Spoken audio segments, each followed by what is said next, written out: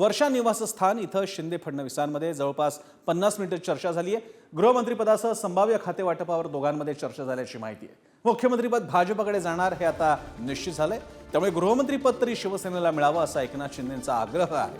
आणि आज मुद्द्यावरून शिंदे फडणवीसांमध्ये चर्चा झाली आहे। फडणवीसांनी शिंदेंची भेट घेण्याआधी भाजप नेते गिरीश महाजन यांनी वर्षा निवासस्थानी जाऊन एकनाथ शिंदेंची भेट घेतली। शिंदे महाजन यांच्यातही मंत्रिपदाच्या फॉर्म्युलावर चर्चा झाल्याचं कळतंय। दरम्यान बैठकीनंतर शिंदेंच्या शिवसेनेच्या नेत्यांनी मंत्रिपदांवर काय म्हटलेलं आहे पाहूया। साहेबांनी मागितलेला आहे आणि त्याच्यावरती आता स्वतः देवेंद्रजी आणि ते बसले होते।